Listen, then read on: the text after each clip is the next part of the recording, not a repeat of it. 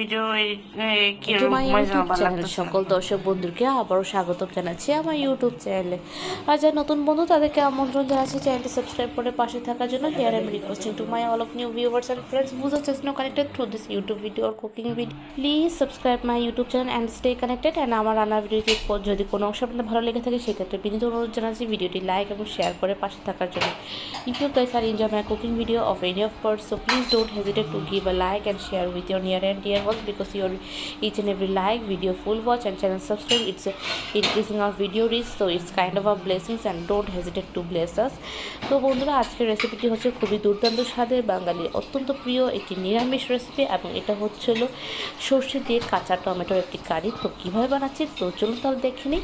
তো এখানে আমি শুরু করতে যাচ্ছি যে এখানে কাঁচা টমেটো দিয়েছি, গোল আলু দিয়েছি, শীতের সময় ছোটো ছোটো গোল আলু কেটে দিয়েছি, আর হলো দিয়েছে কাঁচা লঙ্কা। এরপর চলে দেখো আমি পরবর্তী স্টেপে কড়াই দিচ্ছি। কড়াইটাকে ভালো করে গরম হয়ে গেলে আমি দেবো এখানে সরিষার তেল, নট সাদা তেল বা সয়াবিন তেল। এখানে আমি সরষের তেলই ব্যবহার করবো, এবং আমি চাবো আপনার জন্য সরষের তেলই ব্যবহার করেন, তাহলেই আপনার এই রান্নার মূল স্বাদটা বুঝতে পারবেন। তো সরষের তেলটাকে ভালো করে গরম করে নেবো, ওয়েট করবো এটাকে যতক্ষণ পর্যন্ত ভালো করে গরম না হচ্ছে, বাট এরকম যেন পুড়ে না যায় তার জন্য একটা সতর্ক বানিয়ে দিয়ে রাখলাম। আর আমার বিবৃতি যদি কোনো রকম অসুবিধা হয় প্লিজ আপনারা সাবটাইটেল ফলো করবেন, এখানে ইংরেজি এবং বাংলাতে সুন্দরভাবে দেওয়া আছে, তো আশা করি কোনো রকম অসুবিধা হবে না এবং অসুবিধা হওয়ার চান্স থাকবে না।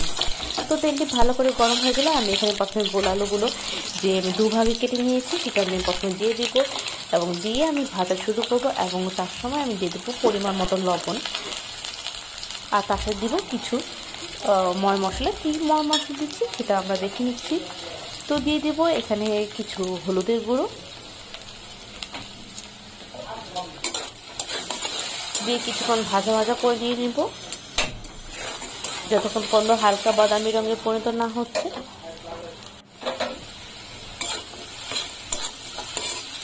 আর এভাবে ভাজা ভাজা করে নিলে আমরা চেক করে নেব এটা ভালো করে সেদ্ধ হয়েছে কিনা।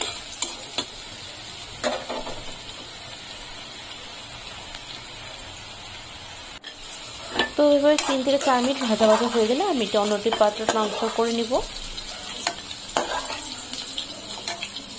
So again I'm requesting to my all of new viewers and friends, please don't hesitate to give a like or subscribe our channel, because your each and every like, video full watch and channel subscribe, it's helping us to increase in our video reach, so please stay connected. আর এখানে আমি দিয়েছি শুকনো লঙ্কার ফোড়ন, এবং এটাকে আমি কয়েক সেকেন্ডের জন্য ভাজা ভাজা করে নিব, এবং যখন দেখবো এটা হালকা কালো হয়ে যাচ্ছে তার আগেই আমি এটাকে অন্য একটি পাত্রে ট্রান্সফার করে নিব, কারণ এটাকে আমি পরবর্তীতে একদম রান্নার শেষে আমি এটাকে ব্যবহার করব। আর এখানে ফোড়ন হিসেবে দিচ্ছি মেথি, কারণ মেথির গন্ধ এই খাবারে বা এই রেসিপিতে খুব সুন্দর একটি মিশ্রণ দেয়, একটা টেক্সচার দেয়। আর চাইলে এখানে আপনারা কিছু মেথি আপনারা ফোড়নের ঠিক কয়েক সেকেন্ড পর 15 থেকে 20 সেকেন্ডের পর আলাদা করে উঠিয়ে নিতে পারেন, আর যদি মনে করেন যে রাখতে পারবেন তো রাখতে পারেন। অনেকে বলে যে মেথি কামড় পড়লে তিতা লাগে, এই সমস্যা, তো তাদের জন্য বলছি আপনারা উঠিয়ে রাখতে পারেন। তবে আমাদের মেথি খুবই পছন্দ, আমরা মেথিও দিই। তো এরপর আমি দিব কাঁচা টমেটোগুলো দিয়ে আমি এটাকে ভালো করে ভাজা ভাজা করে নিব। আর অবশ্যই আমি এটার সাথে সময় মতন কিছু ময় মশলা অ্যাড করবো। তো আপনারা যদি মনে করেন রেসিপি এখানেই শেষ, তবে বলবো না, শেষ না, আপনারা জাস্ট অপেক্ষা করুন, কীভাবে করছি এটা দেখুন। তো এরপরে দিয়ে দেবো পরিমাণ মতো লবণ, দিয়ে দিব হলুদের গুঁড়ো, দিয়ে দিব লাল মরিচের গুঁড়ো,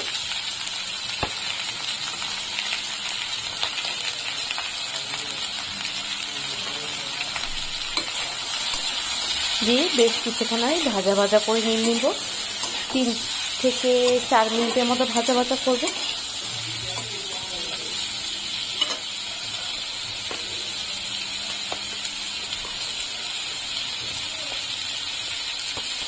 আর দিয়ে দেবো এই পর্যায়ে কিছু ময় মশলা দিয়ে দেবো। এখানে আমি 1 চিমটি জিরার গুঁড়ো এবং 1 চিমটি ধনিয়া গুঁড়ো। আপনাদের কাছে যদি জিরা ধনিয়া মিশ্রণ গুঁড়ো থাকে তাহলে আপনারা এখানে 1/4 টেবিল স্পুন একটু দিতে পারেন। তো এখন এটাকে সেদ্ধ করার জন্য আমি এটাকে ঢেকে দিচ্ছি 4 থেকে 5 মিনিটের মতো। তো মাঝে মাঝে আমাকে নাড়ানাড়ি করতে হবে, তা না হলে এটা লেগে যাওয়ার সম্ভাবনা থাকতে পারে। তো এই পর্যায়ে আমি দিয়ে দিচ্ছি হাফ টেবিল স্পুন আদা বাটা,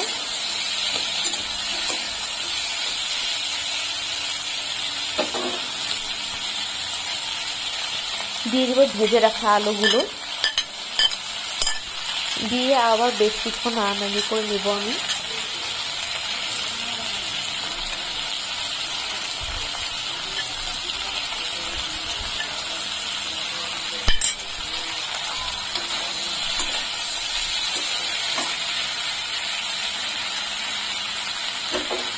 আবার এটাকে কিছুক্ষণের জন্য ঢেকে দিচ্ছি 3 থেকে 4 মিনিট সময় ধরে। আপনারা এখানে আলুর প্রজাতি এবং টমেটো বুঝে আপনারা ঢাকনাটা দিবেন, জাস্ট ভাজা এবং সেদ্ধ দুটোর জন্য আপনার সামঞ্জস্য থাকে সেরকম ভেবেই আপনার কভার করবেন।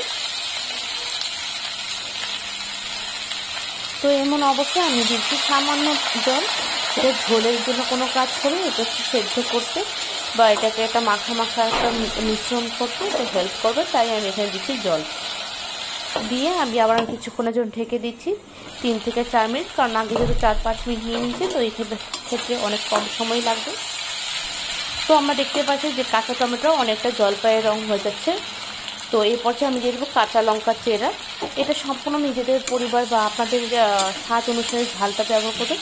আমি এখানে 4 থেকে 5টা গোটা কাঁচা মরিচ চেড়ে দিয়ে দিয়েছি। তো আমি দিয়ে দিচ্ছি 1/4 টেবিল স্পুন একটু সামান্য চিনি, কারণ চিনি হচ্ছে নিরামিষ রান্না বা এরকম ভাজা ভেজ রান্নার মধ্যে একটি সুন্দর সামঞ্জস্য ক্রিয়েট করে, যেটা কিনা স্বাদের ব্যালেন্সটা খুব ভালো লাগে।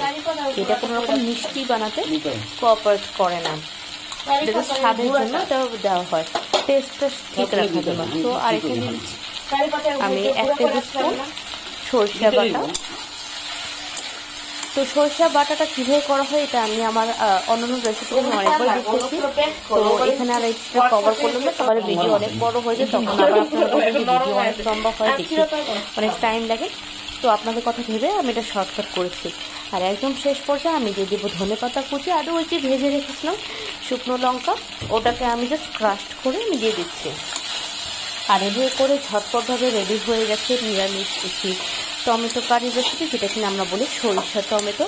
আর আরও যদি ডিটেলস বলি সেটা হলো কাঁচা টমেটো আমরা ব্যবহার করি। তো এটি বাঙালির একটি প্রিয় একটি রান্না, সেটা হচ্ছিল সরিষা দিয়ে কাঁচা টমেটোটির কারি রেসিপি, যেটা রুটি বা ভাতের সাথে দুর্দান্ত ছিল। আমি খেয়েছি রুটি দিয়ে, আমার তো ভালোই লেগেছে, তবে আমার মায়ের রিকমেন্ডেশন সেটা ভাত দিয়ে খেতে খুব ভালো লাগে।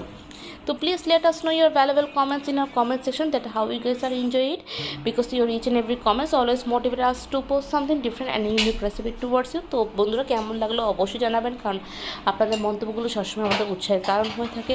তো প্লিজ জানাতে কৃপণতা করবেন না, আর লাইকটা দিতে একদমই ভুলবেন না। And thank you so much for watching my cooking video. সবাইকে আন্তরিক ধন্যবাদ জানাচ্ছি ভিডিওটি দেখার জন্য এবং পাশে থাকার জন্য, আর এভাবেই সবসময় থাকবেন। তো আজকের রেসিপি এতটুকু ছিল, সবাই ভালো থাকবেন, সুস্থ থাকবেন, take care, tata, bye bye, and good night and happy weekend.